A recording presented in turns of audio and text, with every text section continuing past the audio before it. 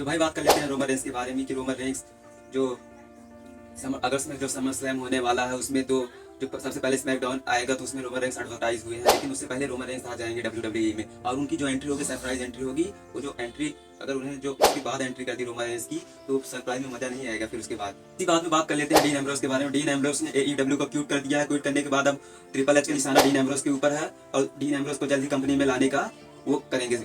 और जब dean Ambrose आएंगे WWE में तब सेथ रोलिंस, रोमन रेंस और डीन एम्ब्रोस शील्ड फिर से रियूनियन हो जाएगी तो शील्ड वापस आ जाएगी। ये कंफर्म है कि जब डीन एम्ब्रोस आएंगे तो शील्ड वापस आ जाएगी। भाई उस बंदे को कौन भूल सकता है जो रेसलमेनिया में मनी इन द बैंक ऐसे किया। भाई बात कर लेते हैं डैमियन प्रीस्ट के बारे में। अब डैमियन प्रीस्ट के WWE मेन रोस्टर का सबसे अहम चैंपियन बन गए हैं, WWE वर्ल्ड हेवीवेट चैंपियन बन गया। अब उनको फेस करने वाले हैं जे उसो। बैकलैश में जे उसो उनको फेस करेंगे तो देखते हैं जे उसो जीत पाते हैं कि नहीं।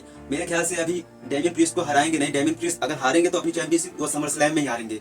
तो वो भी किसके हाथ हारेंगे? वो भी ड्रू मैकिंटायर के साथ। ड्रू मैकिंटायर के साथ ही समर स्लैम में डैमियन प्रीस्ट हारेंगे। कर लेते हैं कोडी रोड्स के बारे में। कोडी रोड्स का जो चैंपियन रेन है वो कब खत्म होने वाला है मैं बता दूं आपको। जो चैंपियन रेन है वो समर स्लैम के बाद नहीं खत्म होगा, वो जाके खत्म होगा सर्वाइवर सीरीज में भी खत्म नहीं होगा। सर्वाइवर सीरीज में खत्म नहीं होगा, वो जाके कब खत्म होगा? Money in the bank. Money in the bank जो इस साल का जो मनी इन द बैंक आएगा वो मनी इन द बैंक में भी कैश इन नहीं होगा और जो रेसलमेनिया में ही जाके वो हार सकेंगे वो भी सेथ रोलिंस का गेम।